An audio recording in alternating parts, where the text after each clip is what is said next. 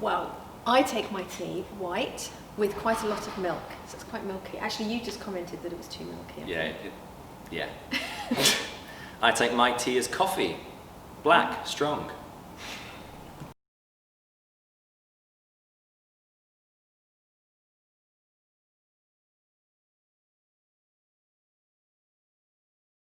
My name is Emma Redding and I'm Head of Dance Science at Trinity Laban, which means I look after the education, research and consultancy side of dance science, and I also teach contemporary dance technique and conditioning on the undergraduate programme. That's a lot of stuff. It is. So my name's Khyle Eccles. I teach on the foundation programme, the undergraduate programme, the master's programme and the conditioning studio that we are here.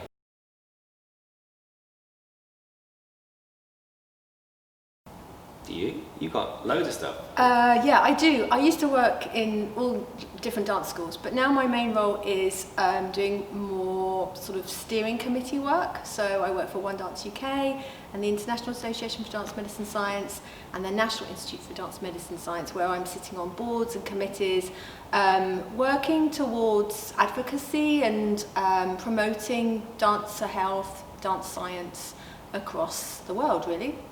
So I work for other institutions on similar things, so the healthier performer, healthier dancer program things as well. I work in a freelance capacity as a strength and conditioning coach and as a dancer and performer. I work as a choreographer, rehearsal director and performer for other companies or independent work as well.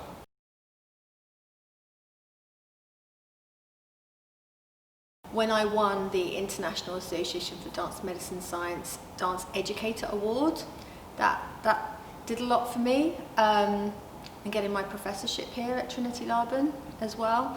But then sort of other highlights, like just seeing dancers change the way they move as a result of, hopefully, as a result of my teaching, and seeing them develop their understanding and awareness of their bodies and how movement is learned and how their body works. Okay, cool. I think there's three for me across three different strands. Mm-hmm. So across, so performing in 2012, it was like pre-Olympics. It was the 2012 festival before the Olympic ceremony. There's a company called Streb from New York, which is an extreme action company. So essentially it's stunts and dance together. So Elizabeth Streb, who runs this, amazing, so amazing, cool. One of the performances we did was on the spokes of the London Eye. Wow. So it was all secret performance. We rehearsed at the middle of the night. We had like a little London Eye that we rehearsed in a warehouse. And then when we transferred to the actual, so like what, 400 foot off the ground, like harnessed on, that was amazing. That was something that I'd never expect to be able to do. I think I'm one of 32 people who will ever do that. Amazing. No one else will perform on the spokes again. Like not in the capsule, like hanging on like the spokes. Wow. So performance-wise, that was that. Academic-wise, I'm not academic. So doing my master's thesis, actually getting through that, so my master's degree here in dance science, completing that was a highlight. So I never thought I'd write anything like that, ever. And I did. And I think from a teaching point of view, following on from the award thing, so in 2019, I won the One Dance UK Inspirational Lecture Award. So that was good as well. So that was a real kind of boost to my teaching. For me, dance science was this thing that I came across that magically pulled all my stuff that I was interested in and that I was doing together. So I was flirting around the fringes of it and going like, oh, I like a bit of this and a bit of this, I perform, I like anatomy, I'm doing personal training, strength and conditioning, and this kind of pulled it all into one bubble that I could kind of, like, I don't even know, like mix it all together, and it could inform each separate thing could inform the other thing. That's really great. I really like dance science for all those same reasons, Khyle, in the sense that it's drawing on so many different disciplines, and I feel like to really understand dance, you need to, or to really be in dance, you need to have an appreciation for both the art and the science of dance and dance practice.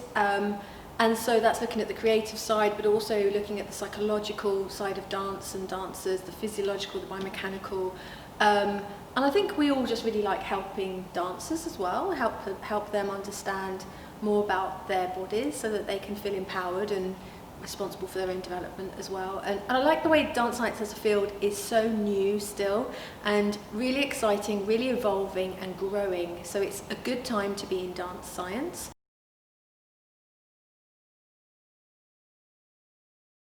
Do you approach it the same as me? Mine is just endless enthusiasm.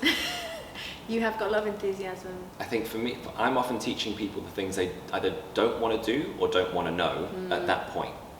So if I'm doing healthier performer stuff, and we're talking about nutrition or psychology or anatomy or warm-ups, it's like, yeah, when can I dance? And I have to come at this with just this, like, this is going to be useful for this and this and this, it's great, I love it, yeah.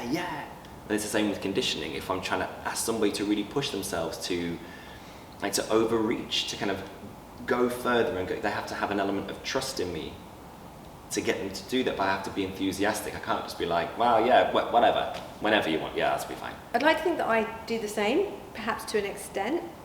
I feel like I'm quite I quite like to develop an environment that's nurturing and motivating, but I suppose the thing I really think about doing when I teach is being open-minded and flexible. So really adaptable, flexible to who's in front of me. So I never go in with a plan. You have a plan, of course, but I never have set objectives that I have to achieve by the end.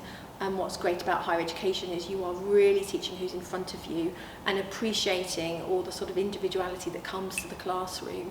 And that's really key, I think.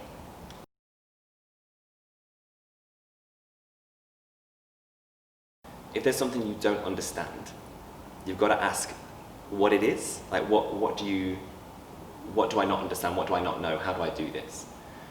So I think there's asking the questions, and then there's saying yes to things or giving it a go.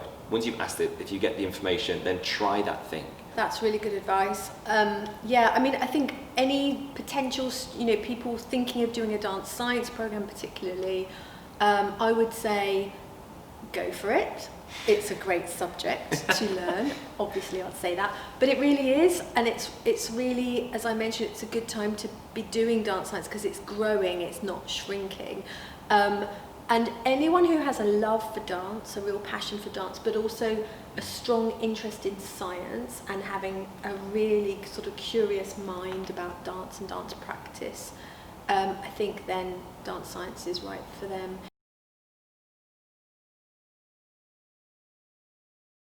The thing is, there are lots of different pathways, and in some ways you're creating your own jobs. You're kind of convincing people that they need dance science, and that's quite entrepreneurial as well. You get lots of skills from doing that. But we've had graduates go sort of all over the world really working for kind of advocacy organisations, writing. They get into writing sort of leaflets, blogs, fact sheets. They get the research bug, so they either go on to do PhDs or they start publishing research. They sometimes become research assistants, so they will work for a research project as an assistant. A lot of them go back to teaching, but they become sort of better informed teachers, more knowledgeable, more curious. Some go into lecturing, like yourself, Khyle.